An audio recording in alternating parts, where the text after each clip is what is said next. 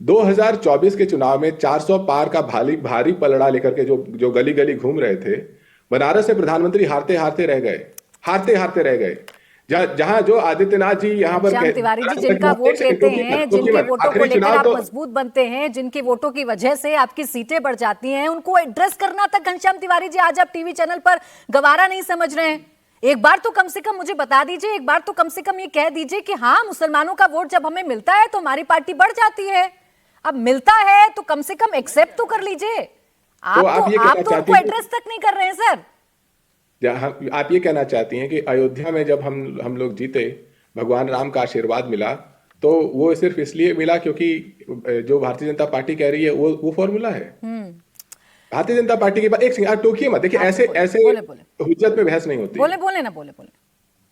ये जो MY है, मोदी योगी का फॉर्मूला 2024 में तो फेल हुआ, अयोध्या में भी फेल हुआ, बनारस में भी फेल हुआ, कई जगह प्रशासन ने कुछ, अंतिम चुनाव जो उत्तर प्रदेश में हुआ था, उस चुनाव में तो भारतीय जनता पार्टी नाको चने रगड़ के रह गई, लेकिन उनको वोट नहीं मिले। प्रधानमंत्री ने कहा विपक्ष मुजरा कर रहा है।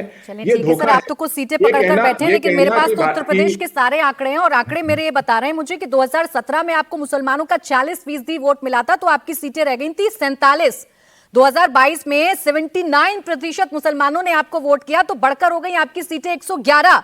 2024 में एक मुश्त मुसलमानों ने आपको वोट किया, 92% मुसलमानों ने आपको वोट किया, तो आपकी सीटें 80 में से 80 लोकसभा सीटों में से 37 हो गई, जिनका दमखम आप दिखाते हैं आजकल उत्तर प्रदेश में, बार बार बताते हैं कि आपने कैसे उत्तर प्रदेश में योगी को रोका है या बीजेपी को रोका है। तो सर कम से कम आंकड़ों को तो मत झुटलाइए, कम से कम एड्रेस तो कर लीजिए। ऐसा ना हो बुरा लग जाए शादाब जी को और MS खान जी को कि हम वोट करते हैं या हमारी कम्युनिटी वोट करती है और तिवारी जी एड्रेस तक नहीं कर रहे हैं यहाँ बैठकर।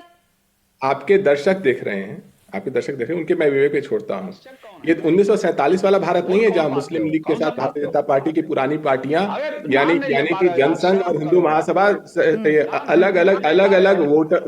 अलग अलग वोटरों की बुनियाद पे सरकार चलाती थी। ठीक है शादाब जी, हर कोई वोट देता है। मैंने हर संभव कोशिश कर ली, लेकिन घनश्याम तिवारी जी के आज वक्तव्य में मुसलमान शब्द का जिक्र नहीं होगा। ये जो 92% मुसलमानों ने वोट देकर 37 सीटें आपको उत्तर प्रदेश के लोकसभा में जिताई हैं, उनका जिक्र आप नहीं करेंगे। शादाब चौहान जी, ये कहीं आप लोगों का साइड इफेक्ट तो नहीं है? शादाब चौहान जी, आप तो ऐसे हो गए कि ना निगलते बन रहे हैं ना उगलते बन रहे हैं।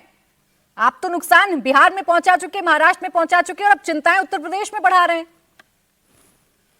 प्राची जी, हम एक राजनीतिक दल हैं, हम लोग जनता के बीच में जाकर के अपना पक्ष रख रहे हैं, और जनता अगर हमारी बातों पर विश्वास कर रही है, हमसे प्रेम कर रही है, हमको बिहार में जिता करके भेजाया, उसके बाद हमको महाराष्ट्र में जनता का प्रेम मिला, उत्तर प्रदेश में जनता का प्रेम मिल रहा है, तो इसमें कोई समस्या की बात नहीं। लेकिन ये विडंबना है, आज घनश्याम तिवारी जी को मैं थैंक यू बोलूंगा। थैंक यू सर, आज मेरे उत्तर प्रदेश के उन तमाम वोटरों का आपने आंखें खोल दी, जो लोग आज भी कंफ्यूजन में थे कि सपा नाम तक भी नहीं लेंगे, 20% मुसलमानों का वोट लेंगे लेकिन हमारा नाम भी नहीं लेंगे, PDA में अल्पसंख्यक बोलेंगे, नाम भी नहीं लेंगे। मेरे नाम से नफरत है, मेरी डाली टोपी से नफरत है, मुसलमानों को पॉलिटिकल रिप्रेजेंटेशन नहीं देंगे। 7% यादव भाइयों को 20% मुसलमानों ने 4 बार मुख्यमंत्री बनाया, क्या इस बार 20% मुसलमानों को 7% यादव भाई मुख्यमंत्री घोषित करेंगे? नहीं करेंगे। आपका चेहरा बेनकाब हो गया सर, ये सेकुलरिज्म के नाम पर, PDA के नाम पर आप फ्रॉड कर रहे हैं। मैं वोट डालने वाला रोबोट नहीं हूं सर, मैं मशीन नहीं हूं आपकी, मैं सियासी गुलाम नहीं हूं।